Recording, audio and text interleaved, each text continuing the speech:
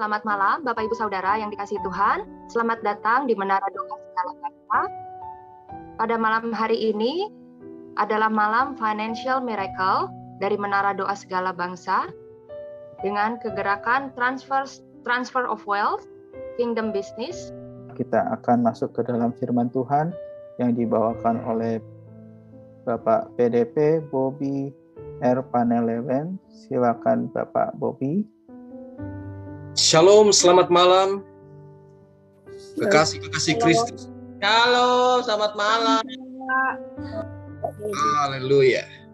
Kita jumpa lagi malam ini dalam keadaan yang saya percaya kita semua diberkati dan berapi-api menyala-nyala dalam mencari wajah Tuhan. Haleluya.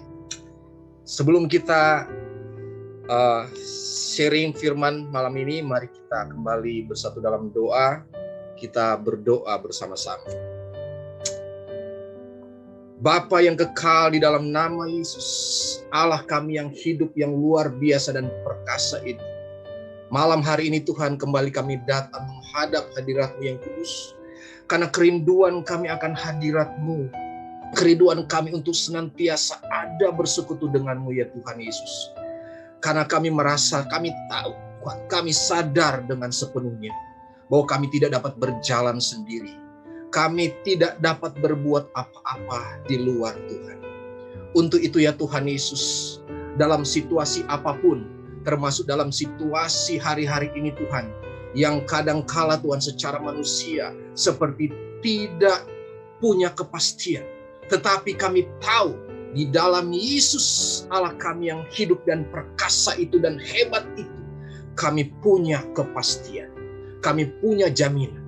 Untuk itu ya Bapa di surga, berbicaralah pada malam hari ini. Bukan hamba Tuhan, tetapi hanya melalui mulut dan bibir hamba ini. Engkau ya Allah Roh Kudus yang menuntun dan yang berbicara. Terima kasih Tuhan, kami siap untuk mendengarkan akan sabda firman-Mu. Di dalam nama Yesus kami sudah berdoa. Haleluya. Amin. Ya, sekali lagi saya ingin menyapa orang-orang yang diberkati Tuhan, orang-orang pilihan Tuhan, dan bendahara-bendaharanya Tuhan. Shalom. Shalom. Shalom, shalom. Haleluya. Shalom, Pastor. Shalom. Iya. Terima kasih pertama saya sampaikan kepada pengurus dalam komunitas Menara Doa Segala Bangsa ini yang sudah memberikan saya kesempatan, dan juga kepada sahabat saya yang sebelumnya menghubungi saya, pada Miss Moren. Terima kasih. Sebetulnya ketika Moren kemarin menghubungi saya katakan sama Moren, sis, saya ini kena COVID. Haleluya. Saya nggak tahu saya kenanya di mana, Bapak Ibu. Ya, setahu saya sudah dari pertama kali itu,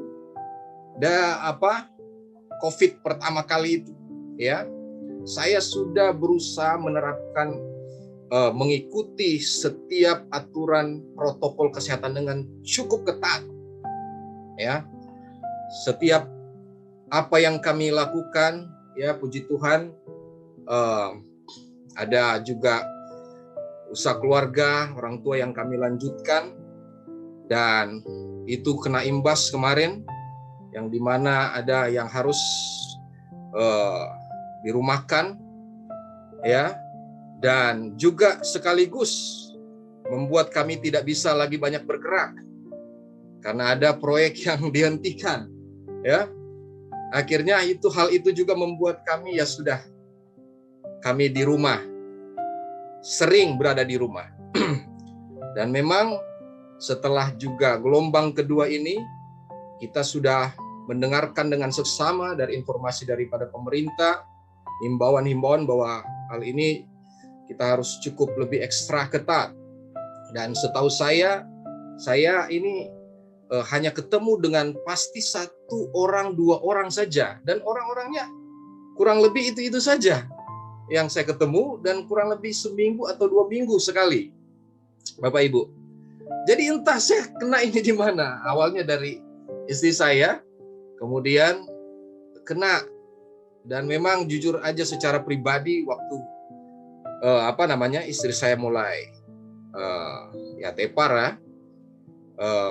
Kita sudah curiga juga karena istri saya kebetulan kemarin dia mengambil waktu untuk berpuasa yang cukup panjang. Kemudian dia dalam posisi lemah ya. Mungkin imunnya mungkin lagi turun karena dia berpuasa cukup panjang, sehari makan saja, dari siang malam baru dia makan ya. Dan mungkin itu ya turut membuat dia agak sedikit lemah dalam fisik ya, secara fisik.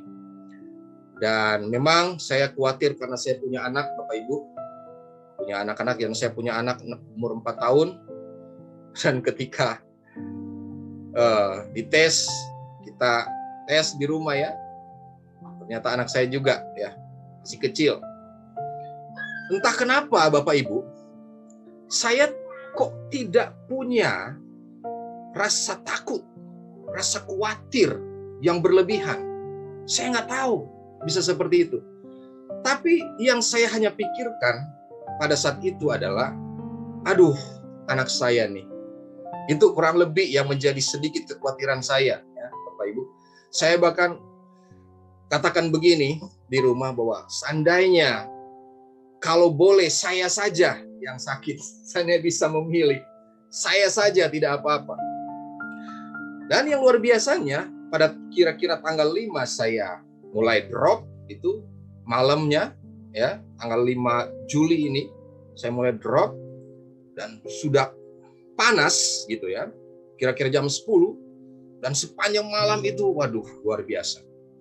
Dan besoknya sore, saya merasa cukup fit badan saya. Entah kenapa, saya belum minum obat, hanya vitamin saja. Saya merasa kok cukup fit. Dan saya mandi, Bapak Ibu ya. Saya mandi itu sorenya. Nah, namun karena kita memang sudah kita sudah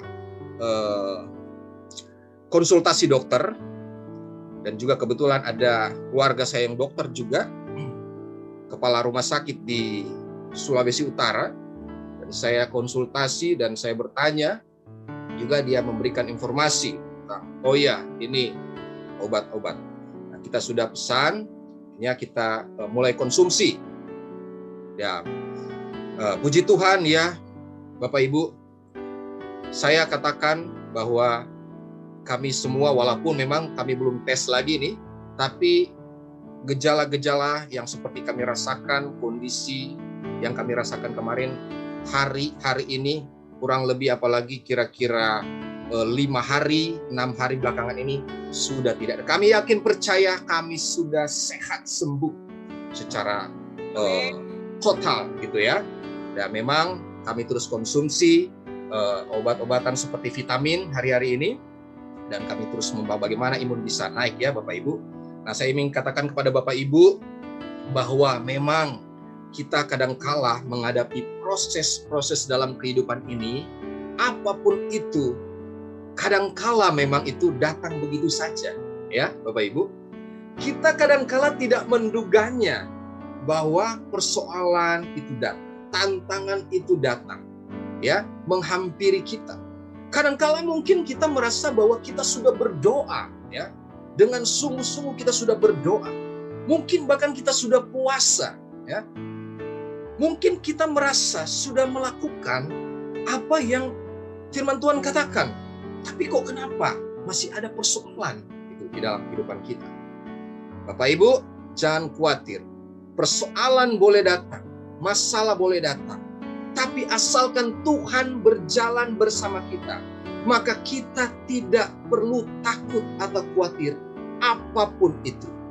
Kita harus punya keyakinan yang teguh bahwa kita adalah orang-orang pemenang, ya, anak-anak Allah, pemenang-pemenangnya Tuhan. Dia akan menjadi berkat dia akan menjadi saksi buat banyak orang. Dia akan menyaksikan perbuatan-perbuatan Tuhan yang besar di dalam kehidupan kita. Itulah yang Tuhan inginkan kepada anak-anak Tuhan. Jangan takut dalam persoalan.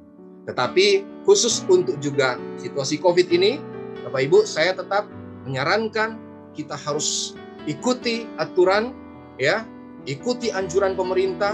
Kita harus betul-betul terapkan protokol kesehatan yang ketat supaya kalau bisa, ya, kita jangan sampai, ya, kena gitu kan dengan untuk yang satu ini, ya. Nah, kita berharap yang sama bahwa hal ini bisa terhindar dari kita.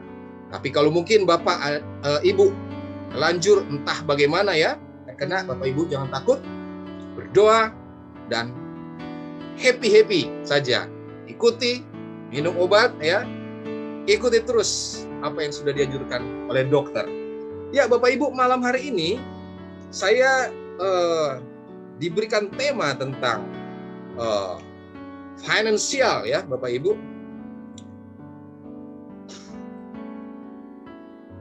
Waktu saya bilang sama Saudari Moren, oke, Moren, saya isi untuk Rabu besok, ya. Tapi saya masih dalam posisi pemulihan. Kemudian sudah oke, dan Saudari Moren katakan bahwa kita biasanya ada tema nih, ada tema sekarang ini untuk hari ini, hari itu ada tema, ya. Dan saya lihat, wah. Ini temanya finansial. Saya harus bicara jujur sama Bapak Ibu bahwa saya masih jarang sekali membawakan tema ini. Kalau di dalam kelompok-kelompok kecil kita berdiskusi, ya sudah sering kali. Tapi saya bawakan secara umum dalam khotbah seperti ini, saya belum belum sering membawakannya. Nah, tetapi izinkan malam hari ini kita mengalir ya apa yang Roh Kudus ingin sampaikan kepada kita semua melalui tema ini, yaitu financial miracle ya. Saya digerakkan oleh Roh Kudus. Mari kita baca dalam kebenaran firman Tuhan di dalam Bilangan 9, Bilangan yang ke-9, Bilangan yang ke-9 mulai ayat yang ke-15 ya. Bilangan 9 ayat yang ke-15 sampai dengan yang ke-23. Saya bacakan kepada Bapak Ibu, kekasih-kekasih Kristus sekalian, mulai ayat yang ke-15, Bilangan 9 ayat 15 sampai 23. Lembaga Alkitab Indonesia memberikan tema tiang awan memimpin perjalanan Israel. Pada hari didirikan kemah suci, maka awan itu menutupi kemah suci, kemah hukum Allah.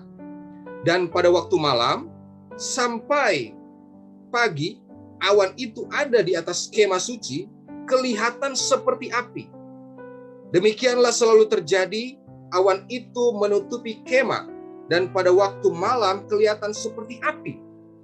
Dan setiap kali awan itu naik dari atas kemah, maka orang Israel pun berangkatlah. Dan di tempat itu, di tempat awan itu diam, di sanalah orang Israel berkemah. Atas titah Tuhan, orang Israel berangkat, dan atas titah Tuhan juga mereka berkemah. Selama awan itu diam di atas kemah suci, mereka tetap berkemah. Apabila awan itu lama tinggal di atas kemah, maka orang Israel memelihara kewajibannya kepada Tuhan dan tidaklah mereka berangkat. Ada kalanya awan itu hanya tinggal beberapa hari di atas kemah suci, maka atas titah Tuhan mereka berkemah, dan atas titah Tuhan juga mereka berangkat. Ada kalanya awan itu tinggal dari petang sampai pagi. Ketika awan itu naik pada waktu pagi, mereka pun berangkatlah, baik pada waktu siang, baik pada waktu malam. Apabila awan itu naik, mereka pun berangkatlah. Berapa lama pun juga awan itu diam di atas kemah suci, baik 2 hari, baik sebulan atau lebih lama, maka orang Israel tetap berkemah dan tidak berangkat. Tetapi apabila awan itu naik, barulah mereka berangkat. Ayat yang ke-23. Atas titah Tuhan mereka berkemah, dan atas titah Tuhan juga mereka berangkat. Mereka memelihara kewajibannya kepada Tuhan menurut titah Tuhan dengan perantaraan Musa. Ya, demikian firman Tuhan. Bapak Ibu, kitab Bilangan ini sebetulnya merupakan kelanjutan daripada sejarah perjalanan bangsa Israel yang ada di dalam kitab Keluaran, ya, Bapak Ibu. Nah, kalau di dalam Alkitab berbahasa Ibrani itu dikenal dengan nama, kitab ini dikenal dengan nama di padang gurun. Jadi secara kronologis sebetulnya kitab Bilangan ini tadi ya merupakan bagian sambungan daripada catatan adalah kitab Keluaran, ya. Jadi setelah tinggal di Gunung Sinai selama sekitar 1 tahun, ya ketika itu Allah telah menetapkan perjanjian dengan Israel, ya, di perjanjian atau kita kenal dan perjanjian Sinai, yaitu Allah memberikan hukum, ya, hukum Taurat dan pola kemah suci kepada Musa, serta memberikan berbagai pengarahan-pengarahan, ya, kepada umat Israel. Nah, apa kaitannya dengan tema kita pada malam hari ini yang berbicara tentang miracle, ya, dalam hal ini finansial? Saya ingin memberikan tema, mungkin ya, tema dari saya, ya, subtemanya khotbah ini adalah mengerti hati dan caranya Tuhan, ya, mengerti hati dan caranya Tuhan. Nah, Bapak Ibu, tadi saya sudah katakan bahwa kitab Bilangan ini merupakan sambungan dari perjalanan bangsa Israel ketika mereka keluar, setelah mereka keluar dari Mesir, ya. Ini atas inisiatif Allah, ya. Tuhan punya inisiatif kepada umat Israel mengeluarkan mereka dari perbudakan. Apa yang Tuhan inginkan? Apa maksud Tuhan mengeluarkan bangsa ini dari Mesir? Tuhan inginkan mereka harus menjadi umat yang khusus, yang dikhususkan. Umat yang spesial di hadapan Allah. Nah, itulah perjanjian Sinai diadakan. Ketika mereka ada perjanjian Sinai, Allah sangat ingin memberkati mereka, ya, dikeluarkan dari perbudakan, dijadikan sebagai umat pilihan, ya, khusus, umat yang kudus milik kepunyaan Allah sendiri. Jadi Allah berinisiatif, ya, ini inisiatif Allah, ya. Ketika Tuhan memilih Musa, ya, pakai Musa, ya, ini tujuan utamanya adalah ini. Tetapi Allah itu tahu, ya, dan kita juga Bapak Ibu, saya yakin sudah tidak asing dengan ayat-ayat ini, ya, cerita tentang sejarah perjalanan Israel ini, ya, bahwa, ya, untuk mengeluarkan umat Israel dari tanah Mesir sangat mudah sekali. Tetapi untuk mengeluarkan Mesir dari pikiran dan hati mereka, itu yang tidak mudah. Ya, untuk mengeluarkan, sekali lagi, untuk mengeluarkan umat ini dari tanah Mesir, tanah perbudakan itu adalah gampang sekali bagi Allah. Ya. Tetapi untuk mengeluarkan Mesir dari pikiran mereka, ini tidak mudah. Ya, saya lahir kebetulan Bapak Ibu di daerah juga. Mungkin ada Bapak-Bapak Ibu Ya, di sini yang mungkin juga bukan warga asli Jakarta tadinya ya, mungkin pendatang. Saya juga demikian, saya dari Indonesia Timur, Sulawesi Utara. Saya sampai umur kira-kira hampir 21 tahun ya, baru saya hijrah ke Jakarta. Itu rencana tadinya mau keluar, mau ke Amerika, tapi karena satu dan hal akhirnya tidak jadi ya, mungkin bukan kehendak Tuhan ya. Jadi saya di Jakarta ya akhirnya memang saya sempat juga pelayanan di Eropa 2006-2007, tapi akhirnya saya kembali lagi ke Indonesia dan hitung-hitung di total ya saya habiskan juga kurang lebih 20 tahun ya di Jakarta ya, 20 tahun belakangan. Nah, kalau dulu saya di daerah sana, saya punya cara-cara yang ada di sana ya, cara hidup di sana. Saya karena saya besar lahir di sana, gaya bahasa, bertutur kata ya, budaya-budaya yang saya terapkan di dalam kehidupan tentu saja adalah kehidupan yang ada di sana. Nah, ketika saya tinggal di Jakarta, saya ternyata secara sadar tidak sadar saya sudah mulai beradaptasi secara pelan-pelan dari waktu ke waktu dengan kebiasaan-kebiasaan yang ada di kota Jakarta ya, termasuk juga sedikit-sedikit dialek ya, orang-orang Jakarta ya, Betawi ya, sedikit-sedikit ya sudah lumayan bisa lah ya. Nah, tapi intinya adalah bahwa saya punya kebiasaan yang ternyata saya sulit untuk bisa mengubahnya, gitu ya. Secara keseluruhan saya sulit untuk mengubahnya, terlalu sulit untuk dirubah. Karena apa? Saya lahir di suatu daerah dan saya punya mother language dari sana, punya bahasa ibu dan punya kebiasaan-kebiasaan yang sudah betul-betul terlalu lama. Ya, itulah juga kondisi yang dialami oleh bangsa Israel. Sekali lagi Bapak Ibu, Tuhan dalam misinya kepada umat ini adalah untuk membawa mereka keluar dari perbudakan, mau diberkati Tuhan. Namun Tuhan tahu bahwa ada hal-hal yang masih harus diubahkan dari umat ini. Ya. Cara-cara kehidupan lama mereka, cara-cara berpikir, cara berperilaku, cara bertindak, itu mulai diubahkan pelan-pelan.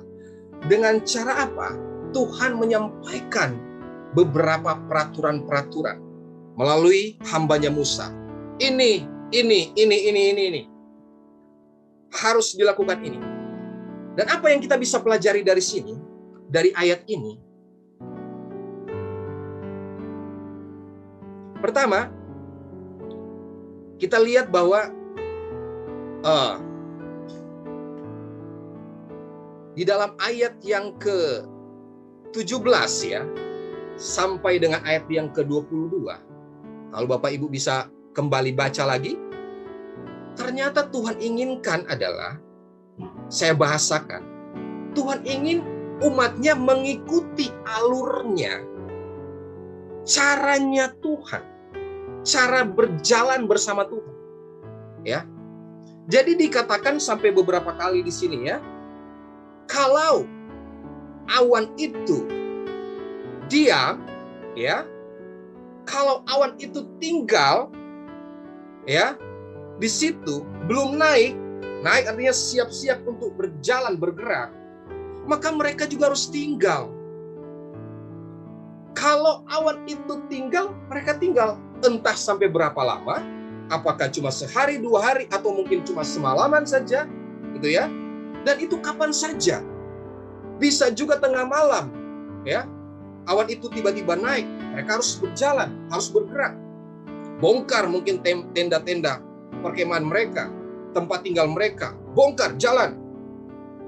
Ketika awan itu tinggal, mungkin sebulan, 2 bulan, sebagaimana kata firman Tuhan, ya, atau mungkin lebih, mereka harus tinggal dan melakukan kewajiban-kewajiban yang Tuhan sudah berikan, sudah kasih tahu dulu kepada Musa apa-apa saja. Artinya begini Bapak Ibu, Tuhan mulai melatih pelan-pelan umat ini, membiasakan mereka hidup berjalan bersama Tuhan. Hidup berjalan di dalam kebiasaan-kebiasaannya Tuhan. Ya. Jadi Tuhan mulai pelan-pelan mengubah pola pikir, cara tindak tanduk umat ini. Ya, ikuti alurnya Tuhan, ikuti caranya Tuhan. Ya. Dan itu memang tidak gampang Bapak Ibu. Ya, itu tidak mudah. Namun mau nggak mau, umat Israel, umat pilihan harus mematuhi. Ya, karena ini adalah suatu pilihan. Ini adalah suatu pilihan. Mau ikut Tuhan, ikut Tuhan. Kalau mau tinggal di Mesir, ya tinggal di Mesir. Ya. Atau mungkin mau kembali, ya. Tapi mau ikut Tuhan, ini cara Tuhan. Tuhan mau ikut cara Tuhan. Ya. Nah, berbicara tentang berkat, Bapak Ibu.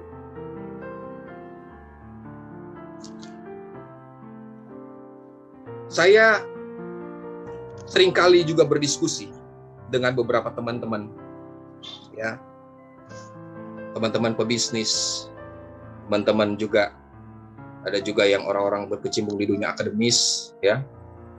Nah, saya kebetulan juga pernah kuliah di Fakultas Ekonomi waktu di daerah, ya baru belakangan ini saja akhirnya saya ya diizinkan Tuhan untuk melanjutkan studi di bidang teologi. Saya sudah berkomitmen bahwa saya mau melayani Tuhan. Ya, saya tadinya adalah seorang pemusik di gereja. Dan saya bilang Tuhan mau pakai ini. Jadi saya akhirnya melanjutkan. Nah, dalam diskusi kami juga, ya, apalagi dalam situasi yang kita sudah sedang hadapi, ya, hari-hari ini, Bapak Ibu. Tadi sudah sedikit saya singgung, ya Bapak Ibu, bahwa kami dalam situasi sekarang, ya jujur saja ya, kita kena dampaknya dalam situasi COVID ini. Ya, kami perusahaan keluarga, kami hanya melanjutkan dari orang tua, bidang outsourcing, dan itu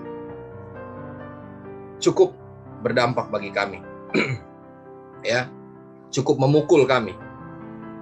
Bahkan ya ada proyek yang sudah tidak sanggup lagi untuk membayar kemarin, dan kami harus bahkan halangi dulu. Dan kami sudah juga sempat empot-empotan ya kemarin, harus bagaimana kami harus bertanggung jawab dalam hal ini.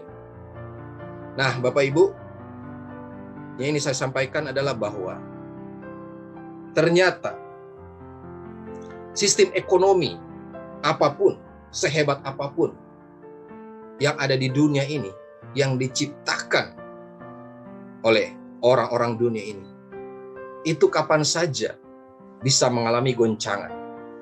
Anytime, kapan saja, Bapak Ibu. Setidak-tidaknya juga pernah ada ya dalam sejarah, ini pernah dimuat juga oleh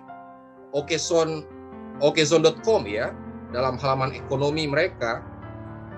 Itu mereka mencatat, ini ada beberapa tahun lalu dirilis juga ya, setidak-tidaknya ada 10 dari catatan mereka, ada 10 kehancuran ekonomi kuno terbesar sepanjang sejarah ya.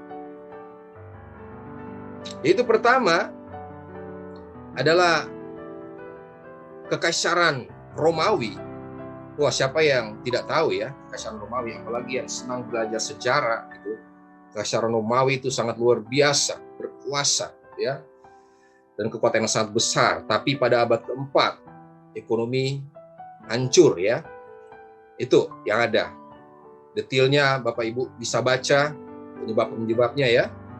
Siapa yang nggak tahu ya, istilahnya pada zaman itu, apakah imperium ini akan hancur? secara logika nggak mungkin, ya, tidak mungkin.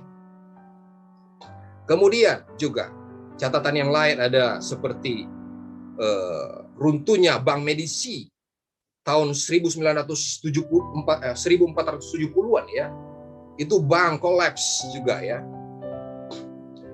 Dan selanjutnya juga ada di inflasi di Spanyol tahun 1600-an, ya. Ini mengalami juga. Ada juga yang dinamakan tulip mania hits Belanda. Itu di sekitar tahun 1636, ya. Itu juga mengalami, ya. Dan bahkan, ya, ada juga yang dirilis oleh bahkan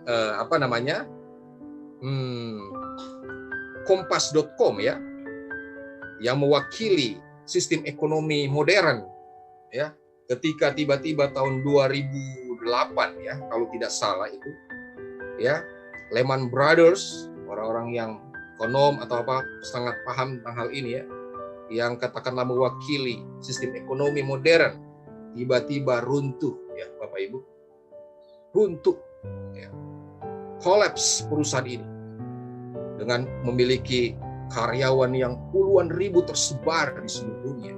Wow, dahsyat sekali. Tapi kok bisa, ya? Kok bisa runtuh ini? Ada apa gerangan? Apakah kurang hebat nih orang-orang berpikir? Apakah kurang pengetahuan nih orang-orangnya yang menciptakan suatu sistem ini yang cukup bertahan dalam beberapa waktu, ya? Tetapi tiba-tiba aja seketika kolaps. Dan dalam sejarah seperti catatan tadi, Bapak Ibu nanti bisa searching, cari informasi, itu ada, ya. Itu, wah. Dengan kata lain saya mau katakan bahwa apa yang bisa membuat kita ini bisa survive, bahkan kita ini bisa menjadi orang-orang yang diberkati, orang-orang yang menikmati berkat-berkat yang bahkan kadang-kadang kita bisa tidak duga. Saya hanya mau katakan bahwa hanya cara Tuhan yang akan mampu membuat kita itu diberkati, ya.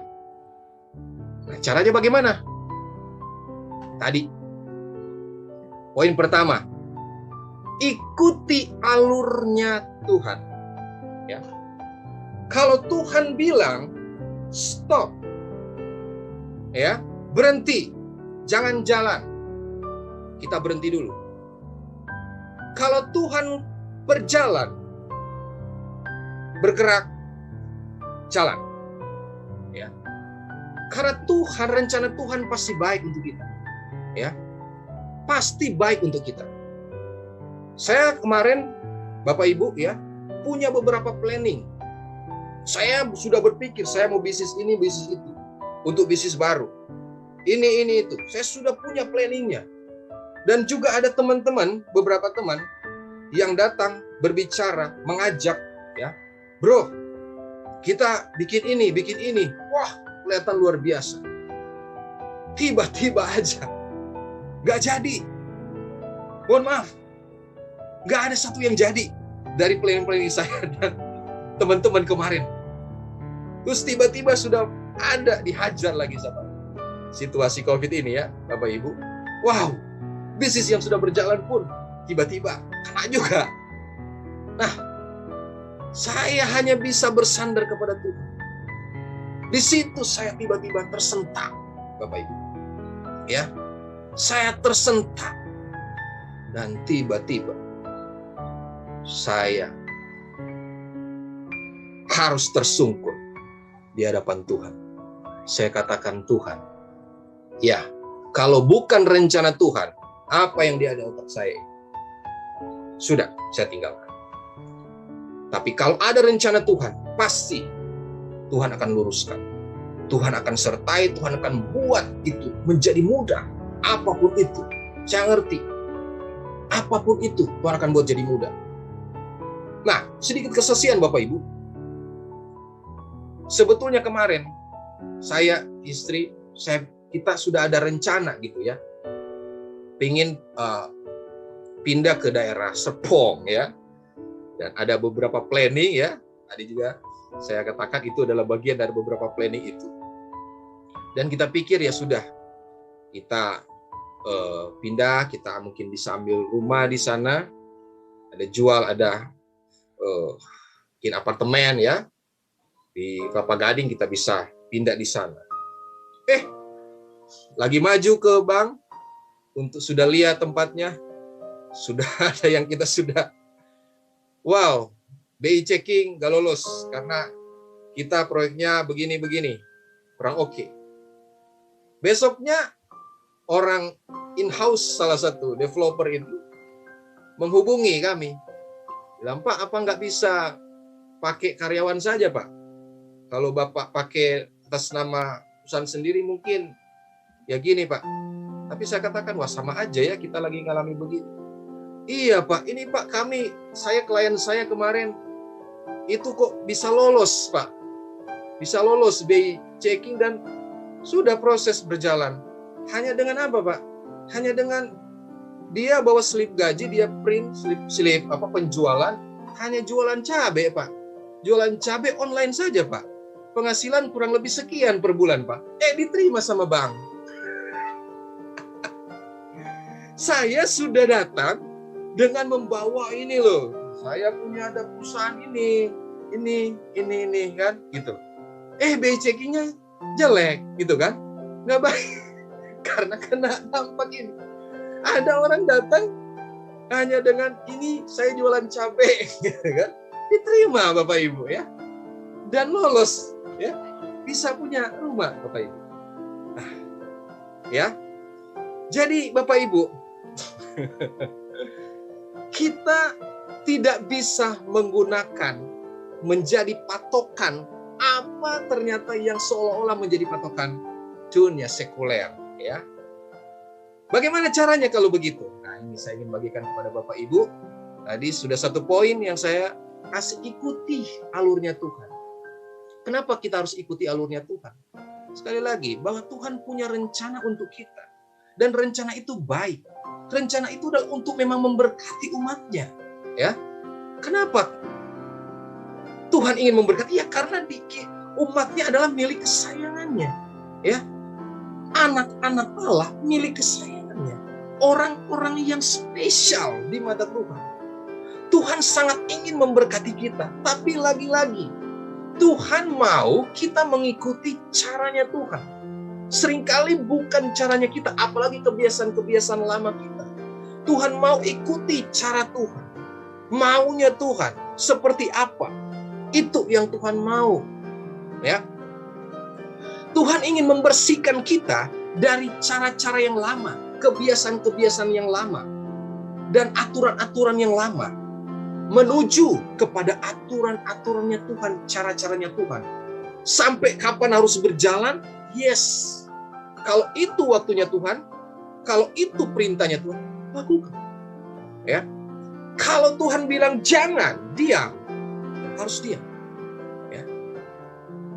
Kalau ternyata pikiran kita, ide-ide kita, bukan ide-idenya Tuhan, hentikan.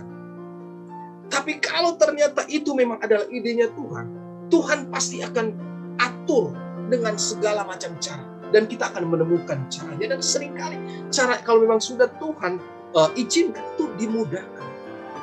Tidak berbelit-belit. Tapi kenapa? Mungkin seolah-olah umat Israel sebagai gambaran dari umat Allah, gereja dalam perjanjian baru, representasi dalam perjanjian lama umat Israel. Kenapa mereka itu terlalu lama? Akhirnya bisa muter-muter di sana. Karena apa, Bapak Ibu?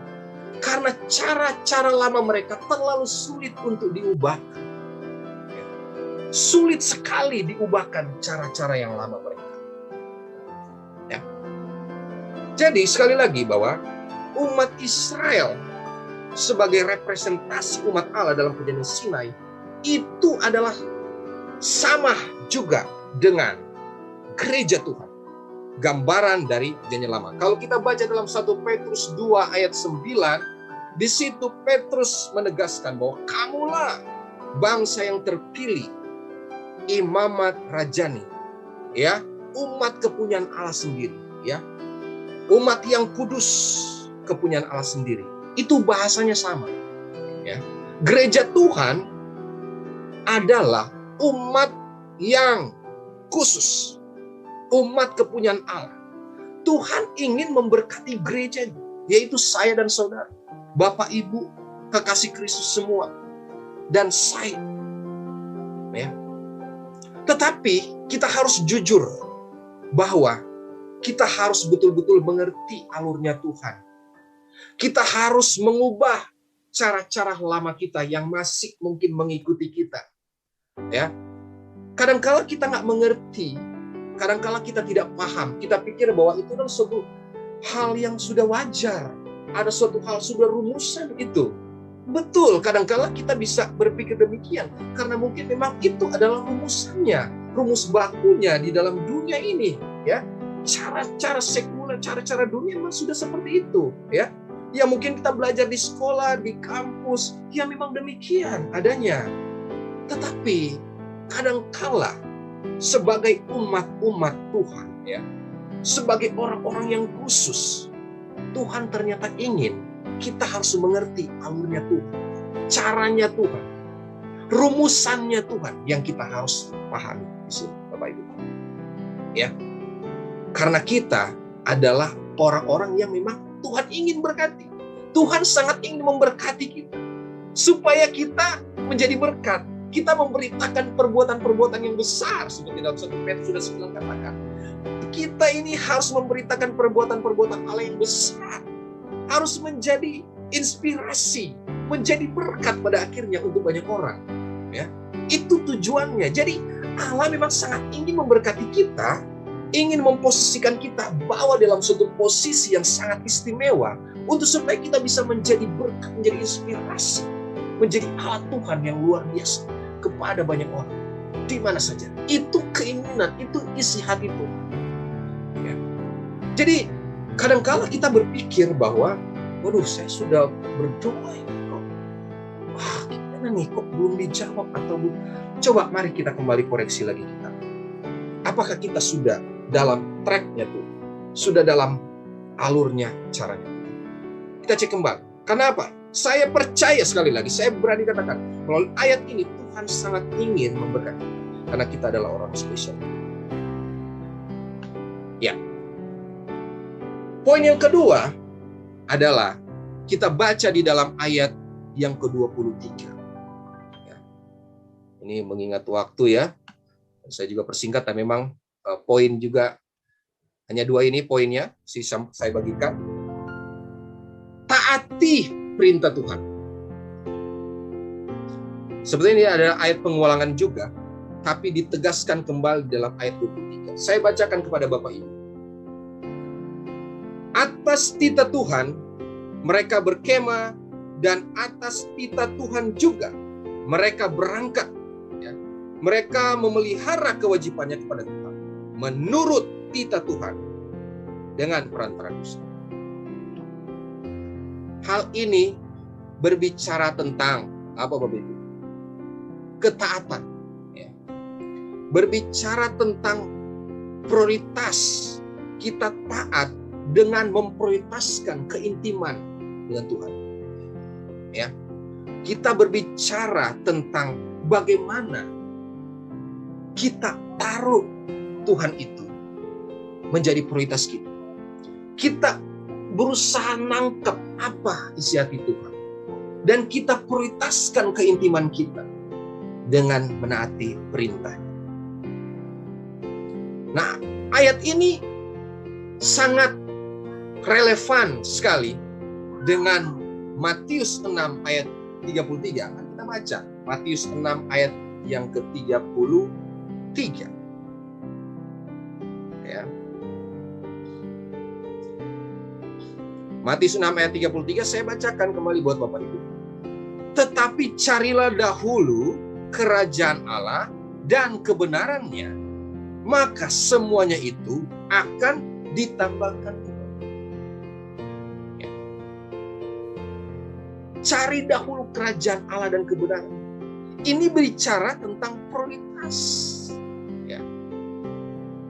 Di dalam grammar, ya, grammar Yunani, bahkan di dalam grammar Inggris juga itu sama gitu ya. Itu ternyata itu dalam grammar Yunani itu adalah adjektif superlatif. Adjektif superlatif ini adalah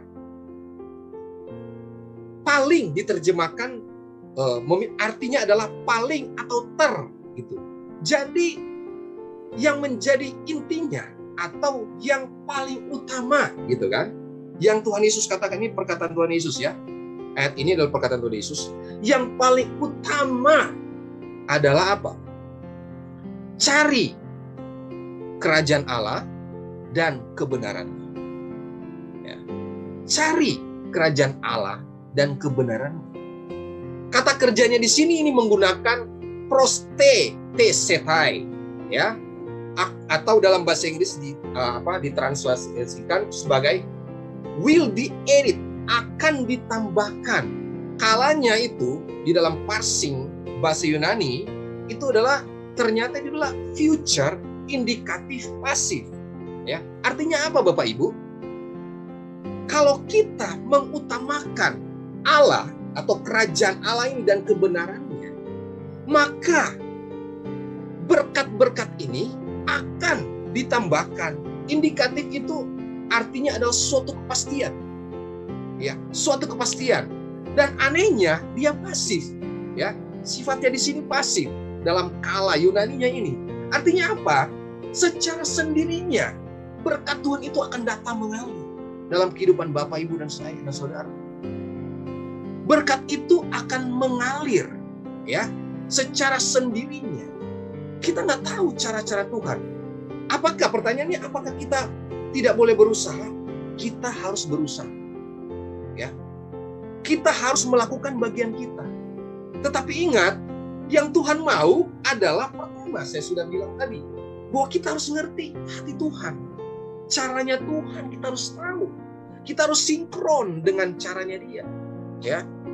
Kalau Tuhan katakan tidak, jangan. Tuhan katakan jalan, ayo jalan. Ya, jangan kita memaksakan diri. Jangan kita berpikir bahwa rumusan kita sudah mantap nih, gitu. Sudah paling oke, paling yahut, gitu ya. Ternyata bukan itu yang Tuhan mau. Tuhan katakan di sini adalah, ayo kita harus prioritaskan Tuhan, ya. Prioritaskan Tuhan ini yang terutama. Semuanya itu akan hanya akan ditambahkan kepada kita. Bapak Ibu, ada terlalu banyak kesaksian, ya, di mana ada orang-orang yang ternyata menjadi alat Tuhan yang luar biasa, menjadi berkat. Berkat bahkan bisa sekolahkan orang banyak, anak-anak yang kurang mampu. Bahkan pada saat mereka tidak punya perusahaan loh, Bapak Ibu. Ini kan aneh begitu ya. Ya, ada banyak orang yang dipakai Tuhan luar biasa. Bahkan mereka tidak punya perusahaan. Loh kok bisa? Kan? Karena Tuhan memberkati orang-orang khususnya, orang-orang pilihan umatnya. Kadang-kadang dengan cara-cara yang tidak kita duga. Cara-cara yang tidak lazim. Tuhan mengirimkan berkat itu kepada kita.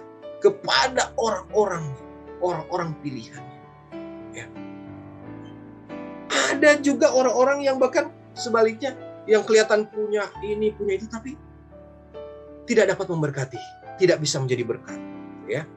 Tapi aneh gitu ya, ada banyak kesaksian. Saya punya teman juga, ya, teman satu pelayanan dulu di daerah, sesama pemusik dulu ya, Bapak Ibu. Saya kaget satu kali dia datang Jakarta, diajak bertemu dengan saya. Dan dia sharing tentang pelayanan dia. Saya nggak tahu kalau ternyata dia membuat suatu yayasan sendiri. Dan khusus untuk pelayanan di pedalaman. Kebetulan. Dia sharing ke saya, dia katakan begini, "Bro, saya ini bahkan mengirimkan orang ada di lapangan untuk pelayanan, ya. Dan saya yang bertanggung jawab penuh terhadap mereka. Kebutuhan mereka, saya kasih gaji. Sedangkan saya sendiri ini hanya evangelis, tidak punya gaji dasar, tidak digaji, tapi saya kok entah kenapa, saya dikasih hati Tuhan, dan Tuhan berkati saya dengan cara-cara yang tidak saya duga.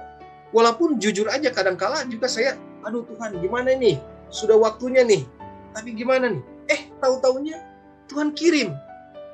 Ada juga yang tiba-tiba orang-orang saya ini di lapangan, telepon hubungi saya, Pak, sudah tidak usah Pak, kirimkan, puji Tuhan kami ada berkat di sini. Saya gini-gini. Banyak cara Tuhan memberkati. Ya, Bapak Ibu. Ada banyak cara. Tapi yang jelas, Tuhan sangat ingin memberkati sekali lagi ya, kita semua, umat-umat orang-orang pilihan. Tapi ingat Bapak Ibu, sekali lagi, dengan caranya Tuhan. Caranya Tuhan unik, caranya Tuhan seringkali tidak lazim. Tapi kita harus melakukan bagian kita. Sebagaimana juga contoh Ishak, ya. Coba kita lihat Ishak, ya, cerita Ishak. Ini luar biasa Ishak, ya. Kita lihat di dalam Kejadian 26. Kejadian 26, ya. Kalau kita lihat dari ayat yang pertama, di situ ternyata ada kelaparan di negeri itu, ya. Jadi negeri di mana Ishak tinggal itu ada kelaparan.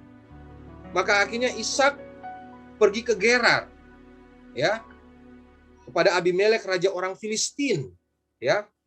Lalu Tuhan menampakkan diri, ayat yang kedua, lalu Tuhan menampakkan diri kepada Ishak berfirman, janganlah pergi ke Mesir.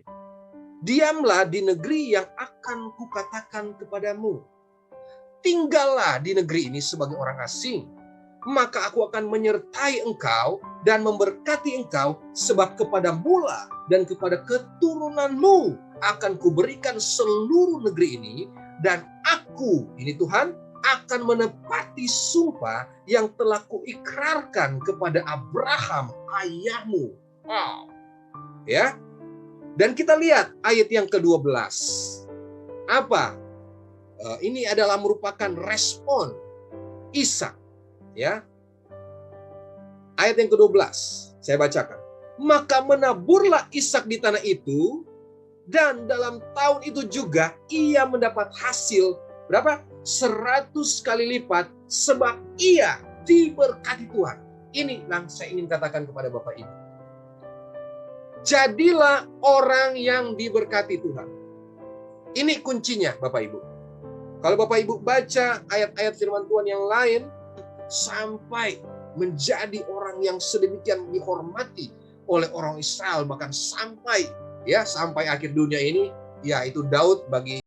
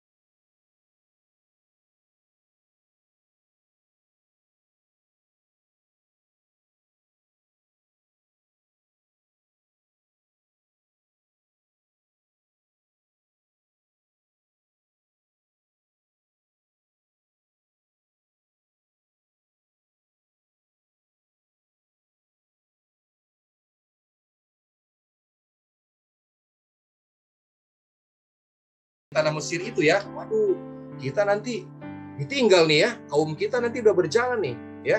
Kita ditinggal nih di sini. Ya udahlah, kita ikut aja dah. Padahal sebetulnya mereka bukan orang yang benar-benar percaya, ya, Bapak Ibu. Mereka hanya ikut-ikutan, ya. Kita harus koreksi. Betul nggak? Kita ini sudah adalah bagian dari orang-orang yang memang sudah dipanggil Tuhan, ya, dalam suatu rencana agung, rencana yang dahsyat. Artinya, kalau Bapak Ibu sudah benar-benar ada di situ, percaya, Bapak Ibu sudah ada di dalam track-nya. Nah, tinggal kita terus bagaimana mengikuti Tuhan, ya, pekah dengan Tuhan, cara Tuhan, maka pasti kita akan melihat mujizat demi mujizat. Kita akan melihat jalan-jalan akan terbuka. Ada banyak jalan yang mungkin kita tidak mengerti sebelumnya. Ada banyak cara-cara Tuhan yang tiba-tiba aja kita melek, gitu ya. Cara-cara kita yang kemarin, kok tidak berlaku? Wah, gagal. Kok tidak? Tapi tiba-tiba Tuhan bukakan dengan hal yang baru yang mungkin kita tidak mengerti sebelumnya, yang kita tidak pikirkan mungkin sebelumnya. Tiba-tiba Tuhan berikan. Tiba-tiba Tuhan bukakan. Dan kalau kita sudah sampai di titik itu tandanya Bapak, Ibu, saya dan saudara harus siap-siap untuk menjadi alat Tuhan, menjadi berkat. Jadilah berkat. Ingat, kita orang-orang diberkati Tuhan, jadilah berkat. Dimanapun Tuhan tempatkan Bapak, Ibu, saudara dan saudara. Karena itulah kerinduan hati Tuhan. Maka mari kita bersinergi dengan hati Tuhan ini. Pasti apa yang kita bicarakan malam ini, finansial, ya, berkat Tuhan yang akan datang pada kita. Waduh, sudah. Kita bahkan tidak perlu pikirkan itu dengan, wah, gimana ya. Itu pasti akan terjadi, ya, dengan caranya, dengan waktunya Tuhan. Dan pasti itu, saya jamin pasti. Karena apa? Sekali lagi, itu memang isi hati Tuhan. Supaya Bapak, Ibu, saya dan saudara harus menggenapi setiap janji Tuhan dalam kehidupan kita. Puji Tuhan, itu mungkin firman Tuhan pada malam hari ini. Kiranya boleh menjadi berkat bagi kita semua. Dan kiranya Roh Kudus akan terus-menerus berbicara kepada kita, akan terus menyempurnakan setiap firman yang sudah disampaikannya. Kiranya Tuhan Yesus memberkati kita semua. Bapak, Ibu diberkati, saya diberkati. Mari, jadilah berkat. Haleluya. Praise the Lord. Puji Tuhan.